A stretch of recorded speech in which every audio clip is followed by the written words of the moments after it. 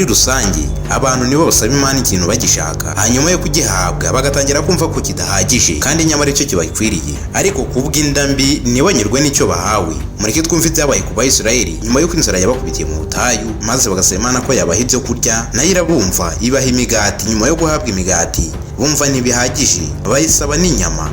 Charles mwumva nk'ibisanzwe aho umugaragu w'amayobera matagatifu mugezwaho. Mureke twinjire mu isi yigaruriwe n'abantu batanyurwa. Iyi ni Freedom Empire. Mbere na mbere icyo ngusaba ni ukubanza ukareba kuri ako karango ka subscribe, ubundi ukagakandaho ukagira uruhare mu kuzamura Freedom Empire. Nyuma yo kuva mu Misiri, Abisirayeli baciye mu butayu bwa Sini. Hari hashize ukwezi kumwe n'iminsi 15 bavuye i Gosheni, ariko inzira yari igoye, amafunguro yari yarashize, inzara irabica, bigeraho bagira umujinya kuri Musa na Aroni. Nuko Umwisirayeli wa mbere aravuga ati, Musa, kuki wadukuye mu Misiri? Twari dufite ibyo kurya bihagije. Umwisirayeli wa kabiri nawe ati, twaryaga inyama n'imigati uko dushatse, ariko hano turashonje. Mu butayu bwari bushyushye, nta mafunguro yari ahari. Abisirayeli bari babayeho nabi, batangira kwitotombera Imana kubera inzara nyinshi bari bafite. Nuko Musa aravuga ati, Mwami, aba bantu bari kutwitotombera, dukora iki? Ariko kubera ko Imana ibizi byose, yari yamaze kubategurira byose, yari yiteguye kubaha ibyo kurya, yaravuze iti, nzabaha umugati uturuka mu ijuru, bazajya bawutoragura buri munsi kugira ngo umenye niba bazankurikira. Maze Umwisirayeli wa mbere aravuga ati, reba, hari ibintu byera biri ku butaka. Umwisirayeli wa kabiri nawe n'amatsiko menshi ati, ni iki? Ni umugati uturutse mu ijuru. Bawise mana, bivuze ngo iki kintu ni iki? Imana yari bahaye umugati kuko bari bashonje. Mana yari ifite isura nk'iy'imbuto ya koriyanda iryoha nk'ubuki. Imana yababwiye ko bagomba gutoragura icyo bakeneye buri munsi, ariko ntibabike ibirenze. Abumviye barahaze, ariko abashatse kubika basanze yabaye uburondwe gusa. Umwisirayeli wa gatatu nawe ati, mana twabitse yarabuze, dukwiriye gukurikiza amabwiriza y'Uwiteka, kandi kuko yari yavuze iti, mugomba kurya ariko ntimugomba kubika. Ariko ntibyari bihagije, kuko Abisirayeli barongeye baritotomba basaba inyama. Niko guterura ku Umwisirayeli wa kane avuga ati, imigati gusa, twifuza inyama twaryaga mu Misiri. Imana yarumvise maze iravuga iti, ndabaha inyama mutarya umunsi umwe gusa, ahubwo musasa iby'ukwezi kose. Umwisirayeli wa gatanu nawe ati, dore inyoni zose, Imana itwemereye inyama.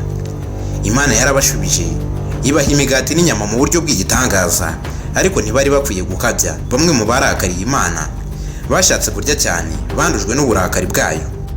Iki gitangaza cyagaragaje ko Imana itwitaho, ariko nanone ko tugomba kuyizera no kuyumvira. Mu myaka 40 yose mu butayu, Imana ntiyigeze itererana n'ubwoko bwayo. Iri ni isomo ry'ingenzi. Imana iduha ibyo dukeneye, ariko tugomba kuyizera, tukamenya ko iduha ibyo dukwiriye, aho kutishora mu kwifuza ibirenze ibyo yaduhaye. Hanyuma nk'ibisanzwe tuba tugomba gushakira icyiza mu mwijima w'ibyayoberanye. Ngaho twumve iby'aya mayobera yabereye mu butayu atubwira. Abisirayeli bari mu butayu, ahantu hatari aho gutura cyangwa guhinga, kandi babayeho mu nzira itazwi neza. Nyamara Imana yabahaga ibyo kurya buri munsi.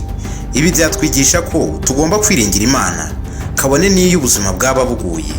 Mu buzima bw'ubu ngubu hari abantu benshi bagira impungenge z'ejo hazaza, nk'ubushomeri, ibiribwa, icumbi n'ibindi. Iyi nkuru itwigisha kwiringira ko Imana izaduha ibyo dukeneye byose, nubwo tutamenya uko bizaza.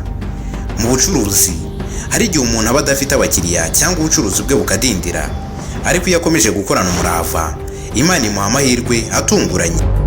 Ubusumbane mu mibereho n'ukuntu Imana ireba abantu kimwe. Mu Kuva 16:18, Bibiliya ivuga ko n'uwafataga byinshi ntiyarenzaga ibyo akeneye, n'uwafataga bike ntiyaburaga. Imana yashakaga kwerekana ko buri wese agomba kugira ubuzima bwiza. Ntawe ukwiriye kwicwa n'inzara mu gihe hari ibyo kurya. Mu buzima bw'ubu hari abantu batunga byinshi barimburira abandi mu bukene. Iyo nkuru idushishikariza gufashanya no kugabanya ubusumbane mu muryango nyarwanda.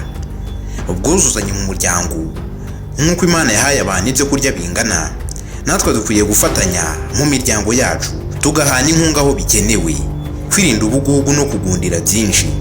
Bamwe mu Bisirayeli bagundiriye ibyo kurya barenze urugero, ariko byarangiritse. Ibi bigaragaza ko Imana itwibutsa ko tugomba gufata ibyo dukeneye tutagombye kugira ubwoba bw'ejo hazaza, kuko yo izakomeza kutwitaho mu buzima bw'ubu ngubu. Bamwe batwara iby'abakene, abandi bagahunika ubutaka, amafunguro cyangwa amahirwe kugira ngo bihaze bonyine. Imana itwibutsa ko bidakwiriye, kuko gutunga byinshi si byo biduha umutekano, ahubwo ni uko dukoresha ibyo dufite neza. Mu kazi hari abantu batajya bashaka gusangira ubumenyi n'abandi, ahubwo bagashaka kwihunikiramo ibanga kugira ngo bo ubwabo bamererwe neza. Iyi nkuru itwigisha ko gusangira ibyiza ari byo bizatuzanira umugisha urambye, kwizera no kuba maso mu mahirwe tubona. Mana yagwaga buri munsi, ariko ntawashoboraga kuyibika ngo izageze ejo. Buri munsi ni mushya. Imana yifuzaga ko bizera ko buri munsi izabaho ibyo bakeneye byose. Mu buzima bw'ubu ngubu hari abantu baba bategereje igihe gikwiriye kugira ngo batangire umushinga cyangwa kugira ngo bagire icyo bakora, nyamara bibagirwa ko umunsi ufite amahirwe yawo. Uyu munsi ushobora kuba ari wo mahirwe ukeneye. Mu mirimo yacu ya buri munsi dukwiriye gukora nk'abizera ejo hazaza, ariko tudatinya gutangira ibikorwa no kugira umwete buri munsi. Inkuru y'imvura y'imigati n'inyoni itwigisha kwizera Imana, gukorera hamwe, kwirinda ubugugu no guha agaciro buri munsi nk'amahirwe mashya. Ibi ni ingenzi cyane muri sosiyete y'iki gihe, aho abantu benshi bafite impungenge z'ubukene, umutekano n'ejo hazaza. Tugomba kuba abantu bagira ukwizera, bagasangira n'abandi, kandi bagakora bafite umutima wuzuye ubumuntu. Iyo dukurikije izi nyigisho, ubuzima bwacu n'imibanire yacu n'abandi birushaho kuba byiza. Ngaho niba wafashijwe n'iki kiganiro, jya muri komenti umvugire utamena amena. Njye na Richard nk'ibisanzwe nkaba umugaragu w'amayobera matagatifu mugezwaho. Niba tugeranye kuri uyu munota, ndagusaba ikintu kimwe gusa, si amatura ahubwo ni ukunkorera kuri subscribe na like. Waba hari ushaka gusangiza aya mayobera matagatifu, ugakora handitse share. Ngaho mwe mwese tugeranye kuri uyu munota, ndabashimiye kandi nyagasana haze ibyifuzo byanyu. Ikindi kiganiro nk'iki ngiki naho ubutaha kuri channel ya Freedom Empire. Ndabakunda cyane. Ciao ciao.